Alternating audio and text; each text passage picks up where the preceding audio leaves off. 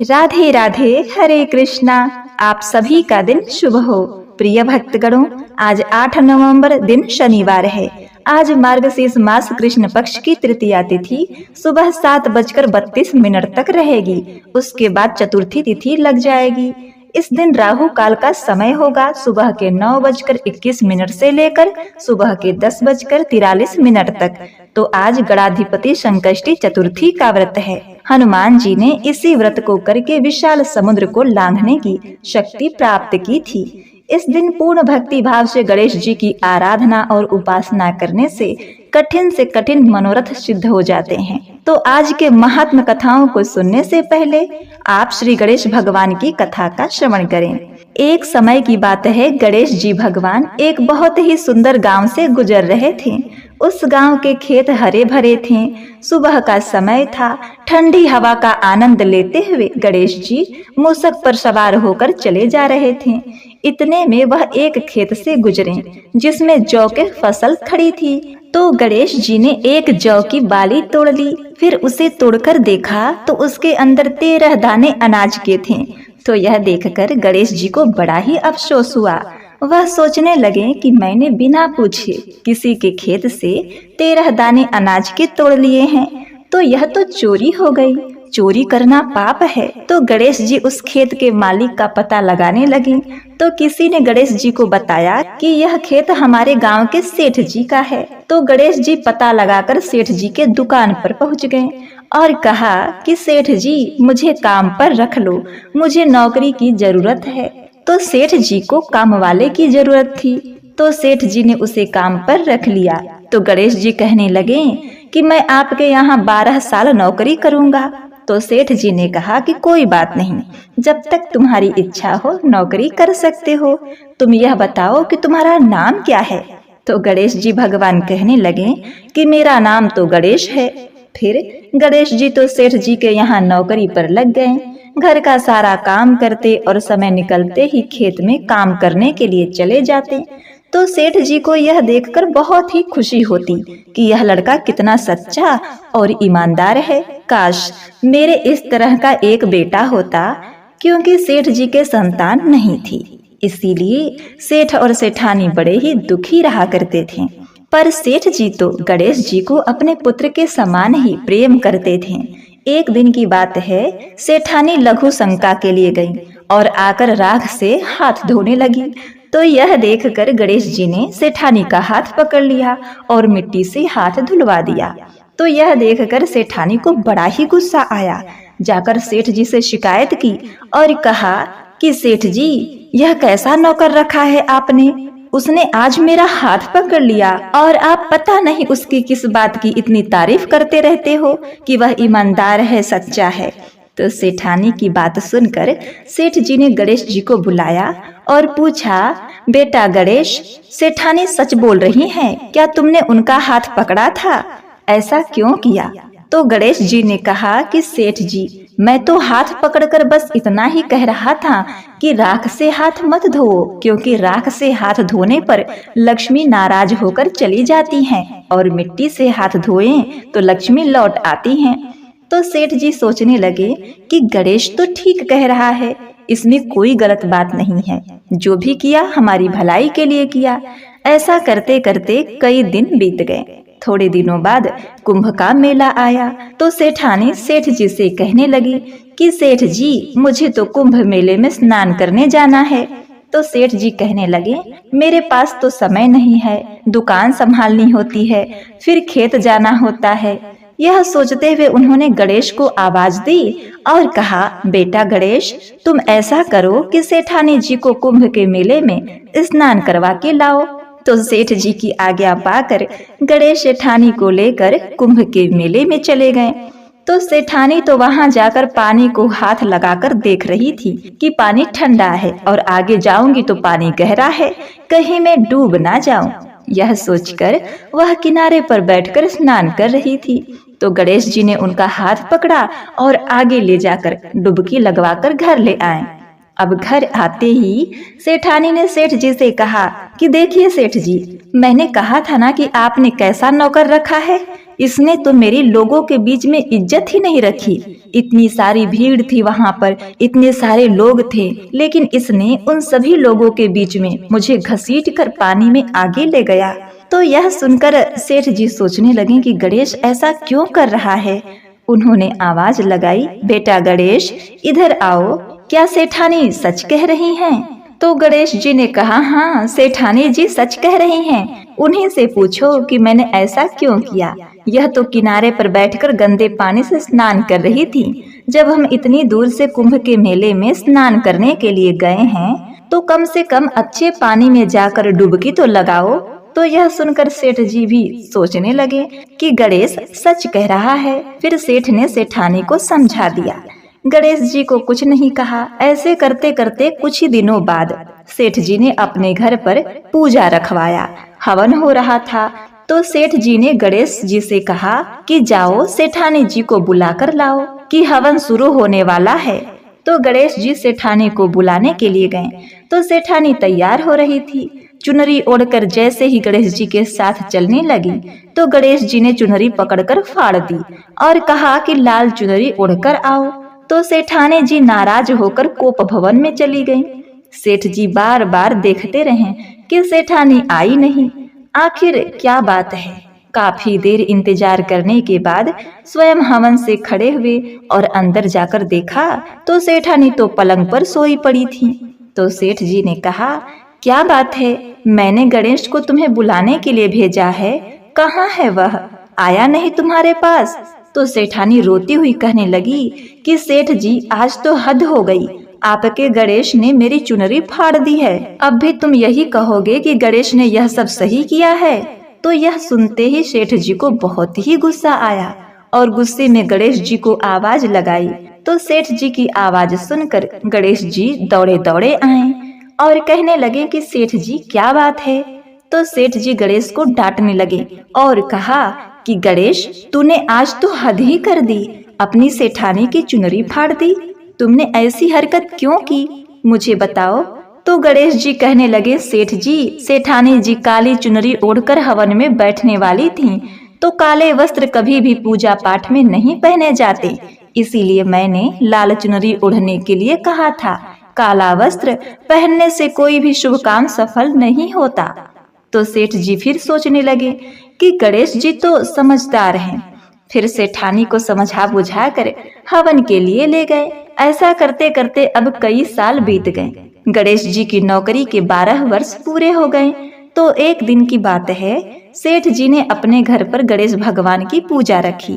तो पूजा करने के लिए पंडित आए तो वह पूजा पाठ की सारी सामग्री तैयार करके कहने लगे कि सेठ जी कि मैं तो मूर्ति घर पर ही भूल आया हूँ, क्या करें। तो गणेश जी वहीं पर खड़े थे।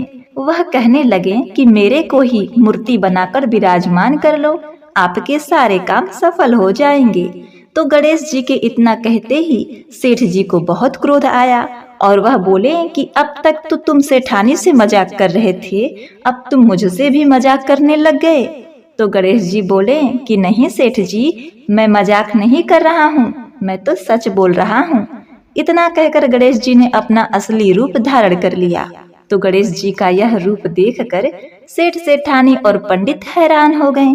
तो गणेश जी ने हंसकर कहा, जल्दी से पूजा समाप्त करो।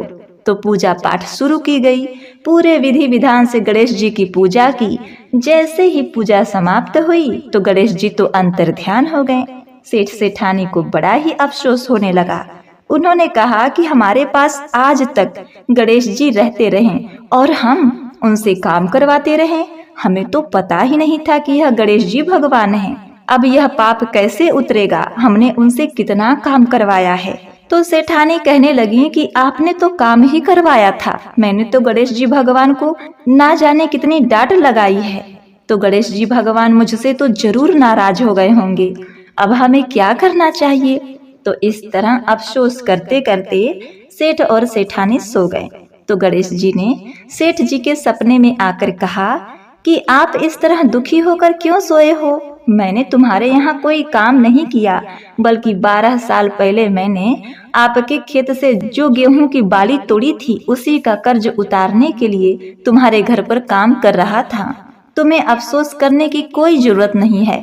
मैं तो अपनी चोरी का दोष उतारने के लिए आपके यहाँ आया था। आपके साथ रहकर मुझे बहुत अच्छा लगा। आज से तुम्हारे घर में कोई भी चीज की कमी नहीं रहेगी। यह बोलकर गणेश जी भगवान अंतर ध्यान हो गए। सुबह होते ही सेठ जी ने देखा कि उनके घर करोड़ों की माया हो गई है, अनाज के भंडार भर गए हैं। तो यह देखकर सेठानी जी बहुत खुश हुई। कुछ दिनों बाद सेठानी गर्भवती हो गई और 10वें महीने में एक सुंदर पुत्र को उन्होंने जन्म दिया। इस तरह से श्री गणेश जी की कृपा से सेठ जी धनवान और पुत्रवान हो गए। हे गणेश जी महाराज, जैसे आपने सेठ सेठानी को दिया वैसा सबको देना। इस कहानी को कहने वाले, इस कहानी को सुनने वाले और हुंकारा भरने वाले को, सारे परिवार को देना। प्रेम से बोले श्री गणेश भगवान की जय। एक बार देव ऋषि नारद जी देवराज इंद्र के यहाँ से द्वारिकापुरी जा रहे थे।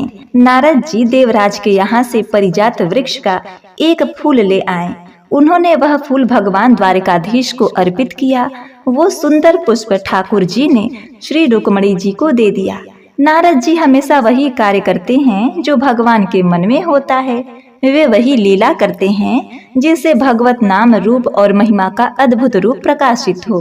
तो क्या हुआ कि श्री कृष्ण जी को पुष्प अर्पण करने के बाद श्री नारद जी सत्यभामा जी के महल में गए। नारद जी ने सत्यभामा जी से पूछा कि क्या स्वर्ग का परिजात पुष्प उन्हें मिला। सत्यभामा जी को इस विषय में कोई जानकारी नहीं थी। नारद जी ने उन्हें कहा कि मैं तो आपको श्री कृष्ण की सर्वोपरि प्राण प्रिया मानता था, तो मुझे लगा कि प्रभु ने वह पुष्प आपको ही दिया होगा। दासियों से पता करने पर ज्ञात हुआ कि वो पुष्प भगवान ने रुक्मणी जी को दिया था। नारद जी ने कहा, इसका मतलब श्री कृष्ण रुक्मणी जी से ज्यादा प्रेम करते हैं। यह सुनकर सत्यभामा जी रूठ कर बैठ गईं। नारद जी द्वारिकाधीश के पास पुनः गए और कहा, प्रभु, आपके उस पुष्प को रुक्मणी जी को देने की वजह से सत्यभामा जी आपसे रूठ गई हैं। ठाकुर जी ने पूछा, यह बात सत्यभामा जी को कैसे पता चली। नारद जी ने बोला, प्रभु, मैं ही गया था उनके पास, ऐसे ही बातचीत में बात निकल गई। ठाकुर जी ने नारद जी की तरफ देखा और मुस्कुराए कि नारद जी कोई न कोई ऐसी लीला करते ही रहते हैं। जब प्रभु सत्यभामा जी के समीप आए तो उन्होंने कहा कि वो पुष्प भले ही नारद जी वापस ले जाते, लेकिन उन्हें रुक्मणी के पास नहीं जाना चाहिए था। ठाकुर जी सत्यभामा जी को मनाते हुए बोले, चिंता मत करो, मैं वास्तव में तुमसे ज्यादा प्रेम करता हूँ। रुक्मणी जी को तो मैंने केवल पुष्प दिया है, तुम्हारे लिए तो मैं वो परिजात वृक्ष लाकर तुम्हारे आंगन में लगा दूंगा। सत्यभामा यह सुनकर प्रसन्न हो गईं। पृथ्वी के पुत्र भौमासुर का जब अत्याचार बढ़ा तो देवराज इंद्र ने श्री द्वारिकाधीश जी की शरण ली और उनसे सारे देवताओं को बचाने की प्रार्थना की। सत्यभामा जी साक्षात पृथ्वी देवी का रूप हैं। भौमासुर नरकासुर पृथ्वी देवी का पुत्र था। पृथ्वी देवी ने भगवान से वरदान मांगा था कि मेरे पुत्र को मेरे कहे बिना आप कभी नहीं मारेंगे। इसीलिए सत्यभामा जी की आज्ञा के बिना भौमासुर का वध नहीं किया जा सकता था। इसी वरदान की वजह से भौमासुर अत्याचारी बन गया था और कोई देवता उसे मार नहीं पा रहा था। जब श्री कृष्ण भौमासुर से लड़ने के लिए निकले तो उन्होंने सत्यभामा जी को बताया कि भौमासुर का आतंक बहुत बढ़ गया है, इसलिए आप भी मेरे साथ चलें। भौमासुर ने सत्यभामा जी के सामने प्रभु पर शस्त्रों की वर्षा की। श्री कृष्ण प्रेम में बधी हुई सत्यभामा जी यह भूल गई थी कि भौमासुर पृथ्वी के अंश से ही प्रकट हुआ था। उन्होंने श्री कृष्ण जी से अनुरोध किया कि हे नाथ, उसे शीघ्र मार दें। प्रभु सत्यभामा जी का वरदान पूरा करने के लिए रुके थे और इसके कहते ही प्रभु ने भौमासुर को मार दिया। भौमासुर को मारने पर देवलोक में इंद्र ने देवताओं सहित भगवान की बड़ी स्तुति पूजा की। प्रभु ने इंद्र को परिजात वृक्ष देने के लिए कहा, क्योंकि सत्यभामा जी उसे अपने आंगन में लगाना चाहती थी। इस पर इंद्राणी ने परिजात वृक्ष देने के लिए मना करते हुए कहा कि यह वृक्ष मृत्यु लोक के योग्य नहीं है। देवराज ने इंद्राणी को याद दिलाया कि वे सर्वसमर्थ प्रभु हैं, जिन्होंने अभी भौमासुर को मार गिराया है, जिस पर देवताओं का कोई प्रभाव नहीं पड़ रहा था। लेकिन इंद्राणी हठ कर रही थी। कुछ देवता भी उनके पक्ष में आकर भगवान का विरोध करने लगे। वह भगवान से युद्ध करने के लिए भी तैयार हो गए और उन्होंने प्रभु को कुछ कठोर शब्द भी कहे। उनका कहना था कि मृत्यु लोक में देवलोक का वह वृक्ष नहीं जाएगा। प्रभु ने कहा, मेरी द्वारिका पूरी मृत्यु लोक नजर आती है। अभी तक तो आप सब भौमासुर के डर से पीड़ित थे। अगर भौमासुर का वध ना होता तो तुम्हारे हाथ में स्वर्ग भी नहीं रहता और तुम मांगने पर एक वृक्ष भी नहीं दे रहे हो। श्री कृष्ण जी ने गरुड़ जी को परिजात वृक्ष को उखाड़ने की आज्ञा दी। गरुड़ जी ने वृक्ष को अपनी चोंच से आसानी से उखाड़ा और अपनी पीठ पर रख लिया। भगवान ने गरुड़ जी को उस अहंकार ग्रस्त देवताओं को थोड़ी लीला दिखाने का इशारा किया। गरुड़ जी ने केवल एक पंख से प्रहार किया तो सहस्त्रों देवता मूर्छित होकर गिर गए। इंद्र ने प्रभु को प्रणाम करते हुए कहा, हम लोगों से जो त्रुटि हुई है उसके लिए हमें क्षमा करें। ठाकुर जी, सत्यभामा जी और परिजात वृक्ष सब गरुड़ जी पर सवार होकर वापस आए। परिजात वृक्ष को सत्यभामा जी के महल में लगाया गया। अब सत्यभामा जी बहुत प्रसन्न थी। कुछ समय बाद नारद जी सत्यभामा जी के महल में पहुँचे। सत्यभामा जी ने नारद जी से कहा, आपके कृपा से श्री कृष्ण मुझे बहुत प्रेम करते हैं। रुक्मणी जी को तो प्रभु ने परिजात वृक्ष का केवल एक फूल दिया था और देखो यह वृक्ष मेरे आंगन में है।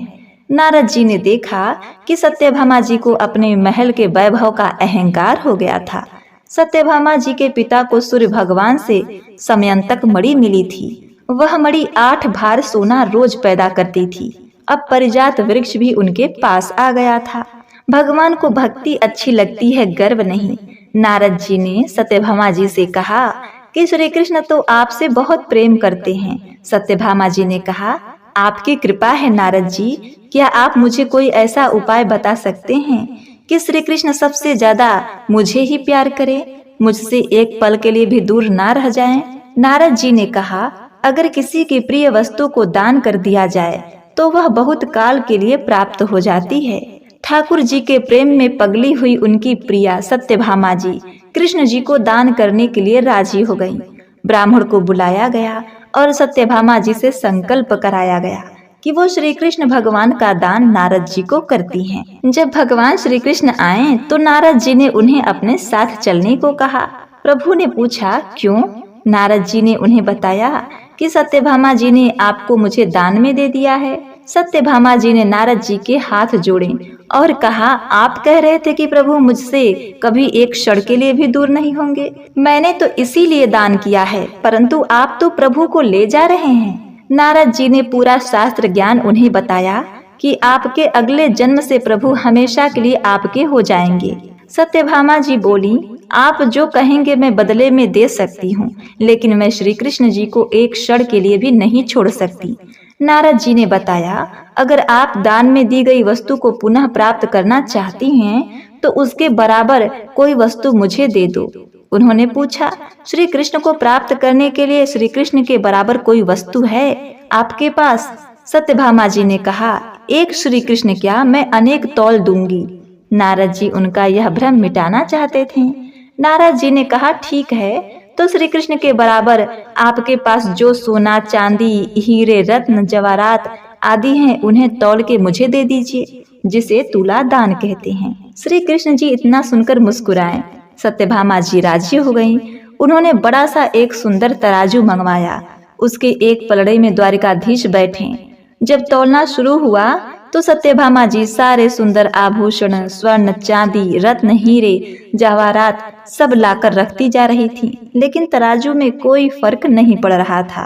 अब तो सत्यभामा जी व्याकुल हो गईं कि अगर श्री कृष्ण को तौला न जा सका तो नारद जी उन्हें अपने साथ ले जाएंगे। उन्होंने अन्य रानियों के आभूषण, स्वर्ण, रत्न, हीरे आदि लाकर डाले, फिर भी पलड़ा श्री कृष्ण का ही भारी रहा। सत्यभामा जी व्याकुल होकर रोने लगी और नारद जी से प्रार्थना की कि मैं श्री कृष्ण के बिना नहीं रह सकती। अब मेरे पास श्री कृष्ण के बराबर देने के लिए कुछ भी नहीं बचा। नारद जी ने कहा, यहाँ सारी रानियां हैं, लेकिन रुक्मणी जी कहीं दिखाई नहीं दे रही हैं।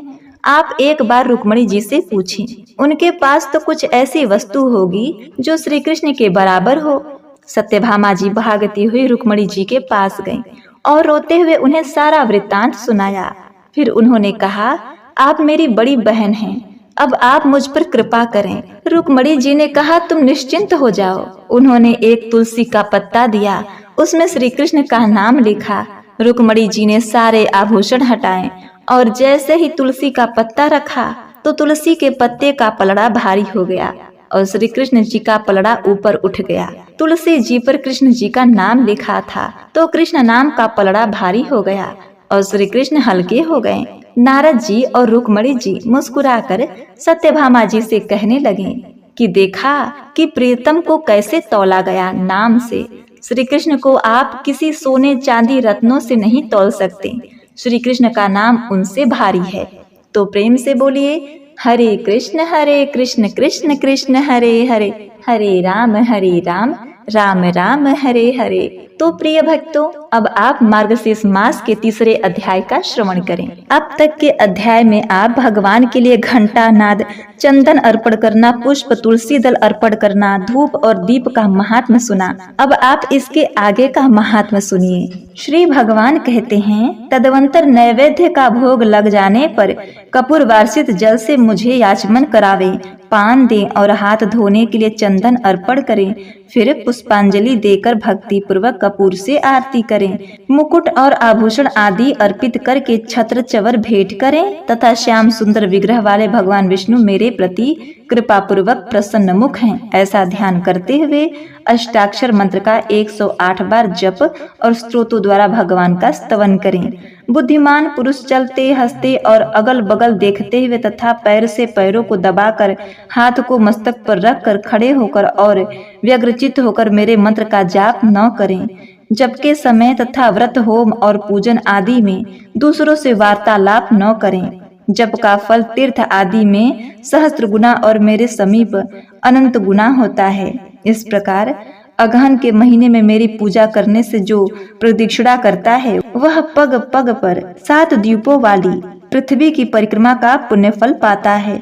सहस्त्र नाम का पाठ अथवा केवल एक नाम का उच्चारण करते हुए जो भक्ति पूर्वक मेरी एक परिक्रमा भी करता है वह प्रतिदिन के पापों को भस्म कर डालता है। जिसने भक्ति भाव से मेरी 108 बार परिक्रमा की है उसने उत्तम दक्षिणा वाले संपूर्ण यज्ञों का अनुष्ठान पूरा कर लिया। अब तुम एक गुड़ रहस्य की बात सुनो। अपने दामोदर नाम से मुझे ऐसी प्रसन्नता होती है कि जिसकी कहीं तुलना नहीं है। गोकुल में जब मैंने दही का मटका फोड़ डाला तब मैया यशोदा मेरे कमर में रस्सी लपेट कर मुझे खूब कसकर ओखली में बांध दिया। तभी से मेरा दामोदर नाम प्रसिद्ध हुआ। जो प्रतिदिन एकाग्र चित्त हो सूर्योदय काल में दामोदराय नमः इस मंत्र का 3000 जप करना है और 3.5 लाख जप पूरा होने पर उसका उद्यापन करना है। जपने के बाद दशांग का हवन, तर्पण और ब्राह्मण भोज कराते हैं। इस प्रकार भक्ति पूर्वक उस अनुष्ठान को पूरा करते हैं। उससे मैं मनोवांछित वस्तु देता हूँ। दामोदराय नमः इस मंत्र का जाप करते हुए प्रतिदिन मेरी प्रदक्षिणा और दंड की भांति पृथ्वी पर गिरकर सदैव मुझे साष्टांग प्रणाम करना चाहिए। दोनों हाथ, दोनों पैर, दोनों घुटने, छाती, मस्तक, मन, वाणी और दृष्टि से जो प्रणाम किया जाता है उसे साष्टांग प्रणाम कहते हैं। अपने मस्तक को मेरे चरणों पर रखकर दोनों भुजाओं को परस्पर मिला दें और प्रार्थना करें, हे परमेश्वर, मैं मृत्यु रूपी ग्राह के परिपूर्ण इस संसार समुद्र से भयभीत होकर आपकी शरण में आया हूँ। आप मेरी रक्षा करें। फिर मेरे द्वारा दी गई प्रसाद माला आदि को सादर मस्तक पर चढ़ाकर मेरी पूजा की पूर्ति के लिए इस प्रकार कहें, देव जनार्दन, मैंने मंत्रहीन, भक्तिहीन और क्रियाहीन जो पूजन किया है वह सब आपकी कृपा से परिपूर्ण हो। विष्णु सहस्त्र नाम, भीष्म स्तवः राज, गजेंद्र मोक्ष, अनुस्मृति तथा गीता, ये 5 प्रकार के स्तोत्र मुझे अभिष्ट हैं। महाभाग, इन्हें सुनकर मुझे बड़ी प्रसन्नता होती है। जो मनुष्य 1 बूंद भी शालिग्राम शिला का जल भी पी लेता है वह मोक्ष का भागी होता है। उसके मस्तक पर शालिग्राम शिला का चरणोदक है तथा जो उस चरणों को पीते हैं उन पर सूतक और मृत्यु का कोई भी भय चालू नहीं होता। मृत्यु काल में जिसको वह चरणामृत दिया जाता है वह भी उत्तम गति को प्राप्त होता है। हरे कृष्णा। आज के अध्याय में बस इतना ही। इसके आगे का अध्याय आप कल के वीडियो में श्रवण करेंगे। बोलिए श्री शनिदेव महाराज की जय। प्राचीन काल की बात है। एक गांव में एक ब्राह्मण देवता अपनी पत्नी और बच्चों के साथ रहा करते थे। वे धर्म कर्म में विश्वास करते थे और सदैव पूजा पाठ करते थे। एक दिन ब्राह्मण देवता पूजा पाठ करने जा रहे थे और तभी उन्हें रास्ते में शनि महाराज मिले। ब्राह्मण ने शनि महाराज से कहा, हे शनिदेव, आप कहाँ जा रहे हैं? तब शनिदेव ने कहा, हे ब्राह्मण, मैं राजा को लगने जा रहा हूँ। ब्राह्मण बोला, अगर आप राजा को लगोगे तो सारी प्रजा दुखी होगी, इसलिए आप मेरे को ही लग जाओ। तब शनिदेव बोले, कितने साल का लगूं? ब्राह्मण बोला, 7 साल, 5 साल, 2.5 साल और 1.25 साल की मुझसे तो सही नहीं जाएगी। आप ऐसा करो कि मुझे 1.25 पहर के लिए लग जाओ। शनिदेव ने कहा, तो ठीक है, मैं 1.25 पहर के लिए तुम्हें लग जाता हूँ। उसके बाद ब्राह्मण देवता नदी किनारे आसन बिछाकर पूजा पाठ करने बैठ गए। तभी नदी में 2 तरबूज बहते हुए जा रहे थे। ब्राह्मण ने उन दोनों तरबूजों को निकालकर अपने घुटनों के नीचे रख लिया। अब देखते ही देखते वह दोनों तरबूज राजा के बेटों के सिर बन गए। फिर ब्राह्मण के पास शनिदेव आए और बोले, ब्राह्मण, तूने राजा के लड़कों के सिर काट कर रखे हैं। तब ब्राह्मण बोला, हे शनि महाराज, किसी को मत कहना कि मुझे शनि की दशा लगी है। उसके बाद शनिदेव भेष बदलकर नगर में चले गए और वहां जाकर उन्होंने एक आदमी से कहा कि नदी किनारे एक ब्राह्मण के घुटने के नीचे राजा के बेटों के सिर पड़े हैं। देखते ही देखते यह सारी बातें पूरे नगर में फैल गई। जब यह बात राजा को पता चली तो राजा ने कहा कि ब्राह्मण को सूली पर चढ़ा दो, और राजा के आदेश के अनुसार ब्राह्मण को सूली पर चढ़ाने की तैयारी की गई। पहले उन्होंने सोने की सूली बनवाई और उस पर चढ़ाया। जैसे ही ब्राह्मण को सूली पर चढ़ाने लगे, सूली टूट गई। इस तरह उन्होंने चांदी के, तांबे के और लोहे की सूली बनवाकर टंगवाई, लेकिन वह भी टूट गई। वह जिस भी धातु की सूली बनवाकर टांगते वह टूट जाती, और इतनी देर में 1.25 प्रहर पूरा हो गया। वहीं पर राजा के बेटे खेलते कूदते घर आ गए। तब रानी बोली, हे महाराज, ब्राह्मण को तो सूली पर चढ़ा दिया होगा, जाकर देखिए, नहीं तो हमें ब्रह्म हत्या का पाप लगेगा। हमारे पुत्र तो जीवित हैं, वे खेलते खाते हुए घर पर आए हैं। जब राजा को यह पता चला तो राजा को बड़ा पछतावा हुआ। वह जल्दी जल्दी वहां पहुंचा जहां ब्राह्मण को सूली पर चढ़ाया जा रहा था। उसने देखा कि ब्राह्मण तो पाठ कर रहा है। तब राजा ने ब्राह्मण से पूछा कि यह सब क्या है और सूली बार बार क्यों टूट रही है। तब ब्राह्मण ने कहा, हे महाराज, मैं तो पाठ करने जा रहा था, रास्ते में मुझे शनि महाराज मिले। मैंने उनसे पूछा, हे भगवान, आप कहाँ जा रहे हो? तो उन्होंने कहा कि मैं राजा को लगने जा रहा हूँ। फिर मैंने उनसे कहा कि हे प्रभु, अगर राजा को लगोगे तो सारी प्रजा दुखी हो जाएगी, इसलिए आप मुझे लग जाओ। तब शनिदेव बोले कि कितने साल का लगूं? मैंने कहा, मुझसे 7 साल, 5 साल, 2.5 साल या 1.25 साल सही नहीं जाएगी, इसीलिए मैंने 1.25 प्रहर की उन्हें लगने के लिए कह दी। अब 1.25 प्रहर में ही मुझे शनिदेव ने ऐसे रंग दिखाए कि मेरी ऐसी की तैसी हो गई। तब राजा कहने लगा, शनि की दशा कैसे उतरती है?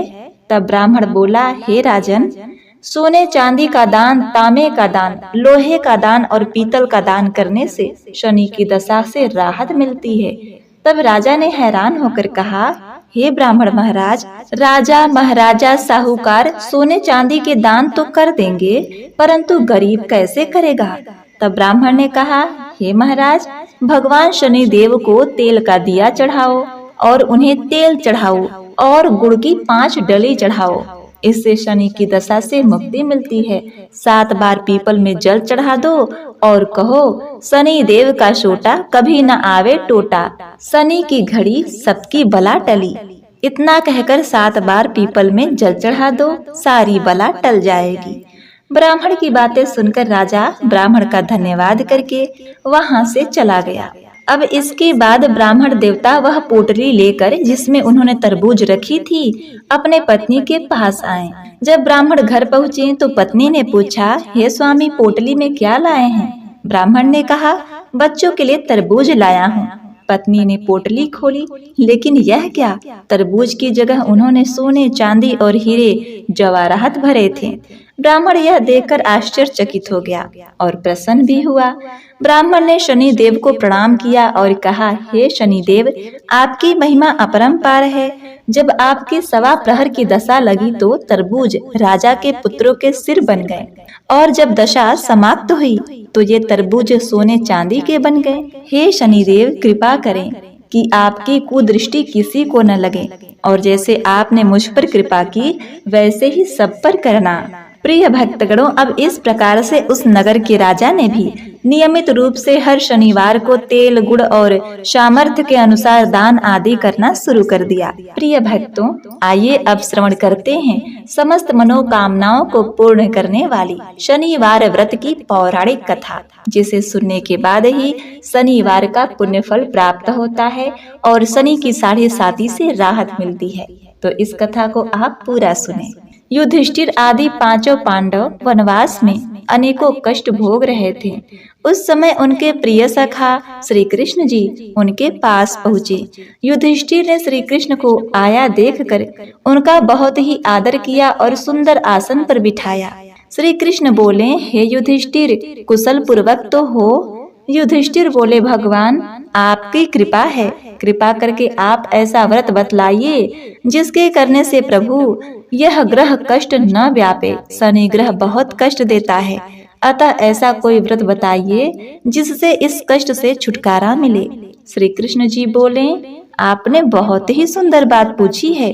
आपसे मैं एक उत्तम व्रत कहता हूँ। मनुष्य भक्ति श्रद्धा युक्त होकर शनिवार के दिन भगवान शंकर का व्रत करते हैं तो उन्हें शनिवार की ग्रह दशा में कोई कष्ट नहीं होता, उनके लिए निर्धनता नहीं सताती तथा इस लोक में अनेकों प्रकार के सुखों को भोग कर अंत में शिवलोक को प्राप्त होते हैं। युधिष्ठिर बोले, सबसे पहले यह व्रत किसने किया था? इस सबको विस्तार पूर्वक कृपा करके कहें तथा विधि भी बताइए। भगवान श्री कृष्ण बोले, हे राजन, शनिवार के दिन, विशेषकर श्रावण मास में शनिवार के दिन लौह निर्मित शनि की प्रतिमा को पंचामृत से स्नान करा के अनेक प्रकार के गंध, पुष्प, अष्टागंध, धूप, फल, उत्तम प्रकार के नैवेद्य आदि से पूजन करें। शनि के 10 नामों का उच्चारण करें। तिल, जौ, उड़द, गुड़, लोहा, नीले वस्त्र का दान करें।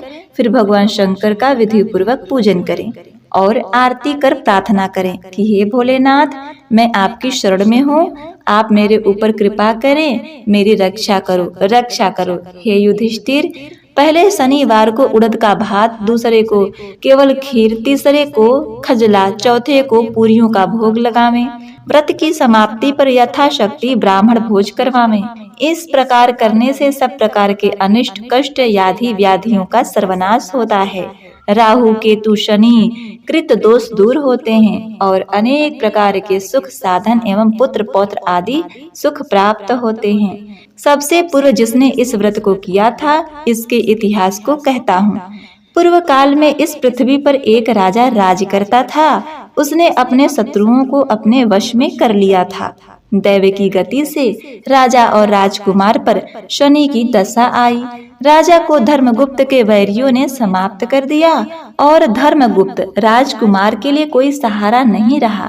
राजगुरु को भी बैरियों ने मार डाला। राजगुरु की विधवा ब्राह्मणी रह गई तथा उसका लड़का सूचिव्रत रह गया।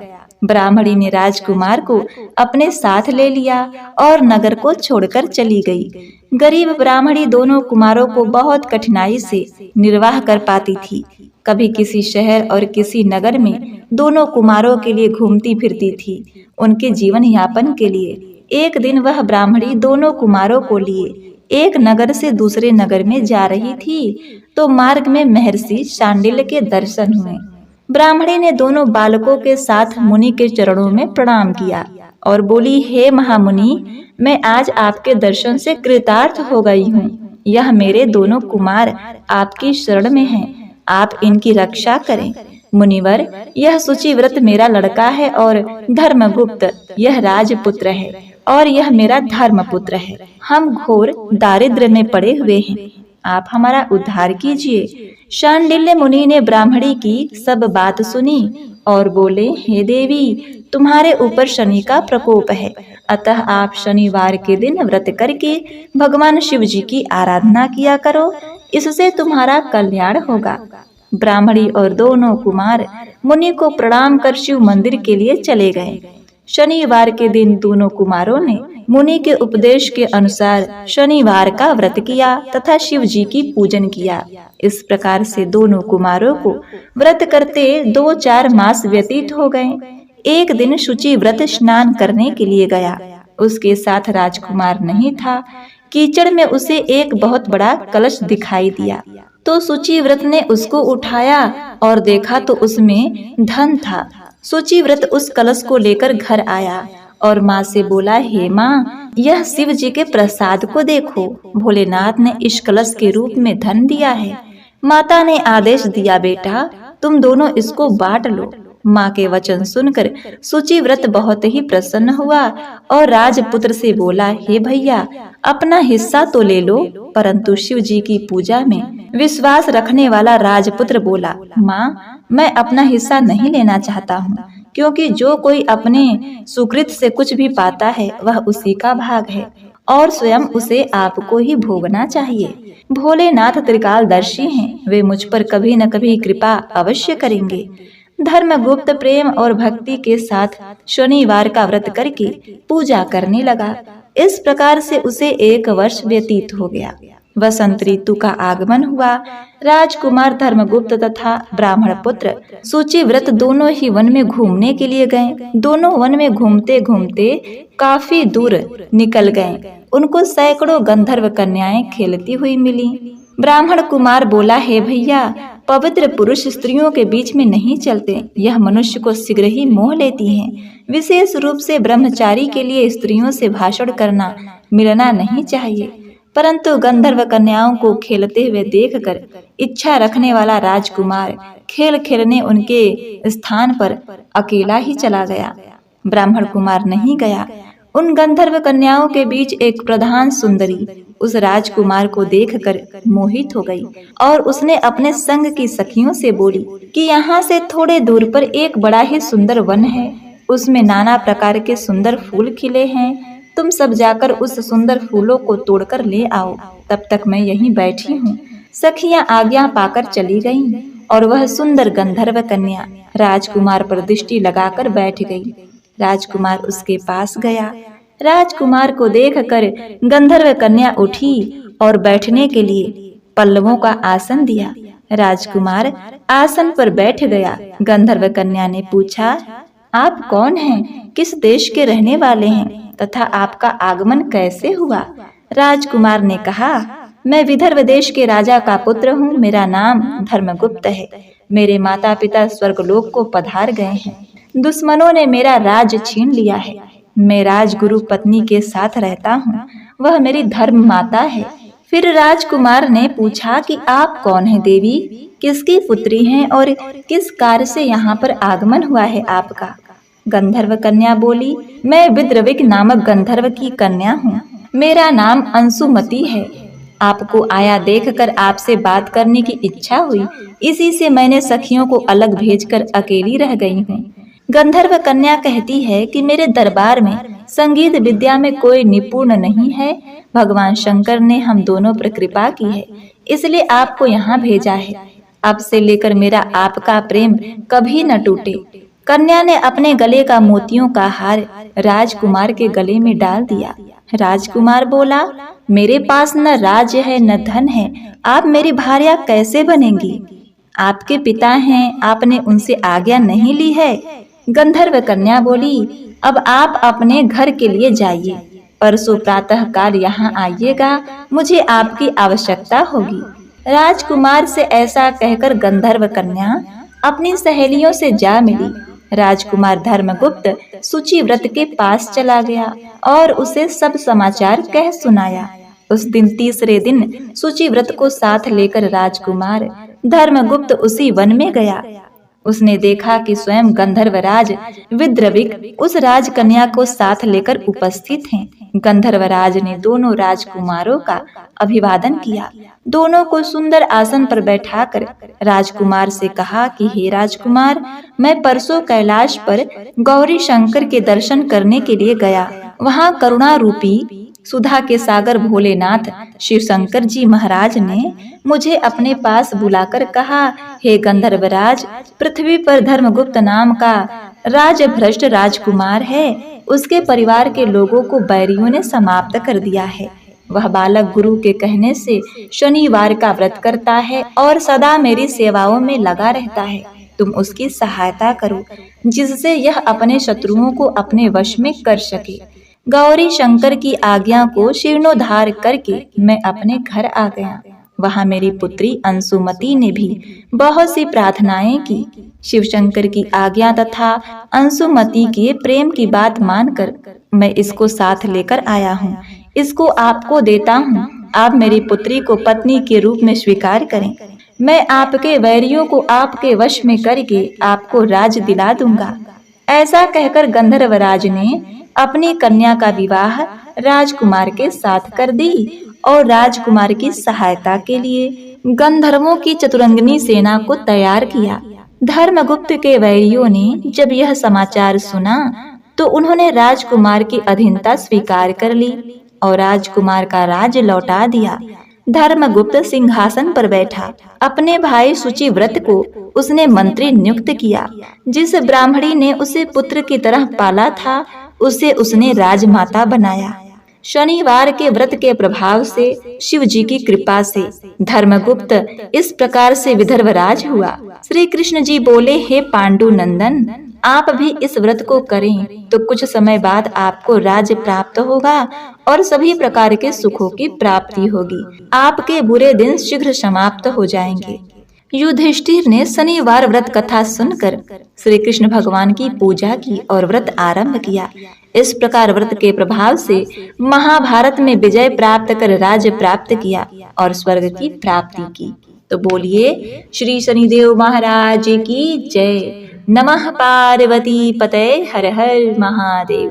प्रिय भक्तगणों, कथा के अंत में आप श्रवण करेंगे तपसी लपसी की कथा, जिसे हर व्रत कथा के अंत में कहा और सुना जाता है। तपसी लपसी कथा के अनुसार एक तपसी था, एक लपसी था। तपसी हमेशा भगवान की तपस्या में लीन रहता था। लपसी रोजाना 1.25 सेर की लापसी बनाकर भगवान का भोग लगाकर खा लेता था। एक दिन दोनों झगड़ा करने लगे। तपसी बोला, मैं रोज भगवान की तपस्या करता हूँ, इसीलिए मैं बड़ा हूँ। लपसी बोला, मैं रोज भगवान को 1.25 सेर लापसी का भोग लगाता हूँ, इसीलिए मैं बड़ा हूँ। अब देखिए, नारद जी वहां से गुजर रहे थे। दोनों को लड़ता देखकर उनसे पूछा, तुम क्यों लड़ रहे हो? तपसी ने खुद को बड़ा होने का कारण बताया और लपसी ने अपना कारण बताया। नारद जी बोले, तुम्हारा फैसला मैं करूंगा। अब देखिए, दूसरे दिन तपसी और लपसी नहाकर अपनी रोज की भक्ति करने आए तो नारद जी ने छुप करके 1.25 करोड़ की एक अंगूठी उन दोनों के आगे रख दी। तपसी की नजर जब अंगूठी पर पड़ी तो उसने चुपचाप अंगूठी उठाकर अपने नीचे दबा ली। लपसी की नजर अंगूठी पर पड़ी, लेकिन उसने ध्यान नहीं दिया। भगवान को भोग लगाकर लापसी खाने लगा। अब देखिए, नारद जी सामने आए तो दोनों ने पूछा कि कौन बड़ा है नारद जी? तो नारद जी ने तपसी को खड़ा होने को कहा। वो खड़ा हुआ तो उसके नीचे दबी अंगूठी दिखाई पड़ी। नारद जी ने तपसी से कहा, तपस्या करने के बाद भी तुम्हारी चोरी करने की आदत नहीं गई, इसीलिए लपसी बड़ा है और तुम्हें तुम्हारी तपस्या का कोई फल नहीं मिलेगा। तपसी शर्मिंदा होकर माफी मांगने लगा। उसने नारद जी से पूछा, मुझे मेरी तपस्या का फल कैसे मिलेगा नारद जी? मुझे क्षमा करिए। नारद जी ने कहा, यदि कोई गाय और कुत्ते की रोटी नहीं बनाएगा तो फल तुम्हें मिलेगा। यदि कोई ब्राह्मण को भोग करवाकर दक्षिणा नहीं देगा तो फल तुम्हें मिलेगा। यदि कोई साड़ी के साथ ब्लाउज नहीं देगा तो फल तुम्हें मिलेगा। यदि कोई दिए से दिया जलाएगा तो फल तुम्हें मिलेगा। यदि कोई सारी कहानी सुने लेकिन तुम्हारी कहानी नहीं सुने तो फल तुम्हें मिलेगा। प्रिय भक्तों, उसी दिन से हर व्रत कथा कहानी के साथ तपसी लपसी की कहानी भी सुनी और कही जाती है। एक बार प्रेम से बोलिए, श्री लक्ष्मी नारायण भगवान की जय, सूर्य भगवान की जय। ओम नमः शिवाय। प्रिय भक्तों, आइए अब श्रवण करते हैं भगवान श्री कृष्ण जी की आरती। आरती कुंज बिहारी की, श्री गिरधर कृष्ण मुरारी की। आरती कुंज बिहारी की, श्री गिरधर कृष्ण मुरारी की। गले में बैजंती माला, बजावे मुरली मधुर बाला। श्रवण में कुंडल झलकाला, नंद के आनंद नंद लाला। गमन संग अंग कांति काली, राधिका चमक रही आली। लतन में ठाढ़े बनमाली, भ्रमर्षि अलक कस्तूरी तिलक। चंद्रशी झलक ललित छवि श्यामा प्यारी की, श्री गिरधर कृष्ण मुरारी की। आरती कुंज बिहारी की, श्री गिरधर कृष्ण मुरारी की। कनकमय मोर मुकुट बिल से, देवता दर्शन को तरसे। गगन सो सुमन राशि बरसे, बजे मुरचंग मधुर मृदंग। ग्वालिनी संग अतुल रति गोप कुमारी की, श्री गिरधर कृष्ण मुरारी की। आरती कुंज बिहारी की, श्री गिरधर कृष्ण मुरारी की। जहाँ ते प्रकट भई गंगा, कलुष कलिहारिण श्री गंगा। स्मरण ते होत मोह भंगा, बसी शिव शीस जटा के बीच।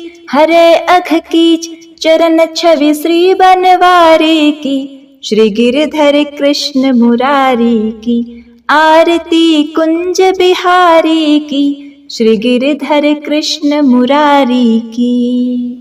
चमकती उज्ज्वल तट रेणु, बज रही वृंदावन वेणु। चहुदिस गोपी ग्वाल धेनु, हसत मृद मंद। चांदनी चंद कटत भव फंद, टेर सुनि दीन भिखारी की, श्री गिरधर कृष्ण मुरारी की। आरती कुंज बिहारी की, श्री गिरधर कृष्ण मुरारी की। आरती कुंज बिहारी की, श्री गिरधर कृष्ण मुरारी की। आरती कुंज बिहारी की, श्री गिरधर कृष्ण मुरारी की। आरती कुंज बिहारी की, श्री गिरधर कृष्ण मुरारी की।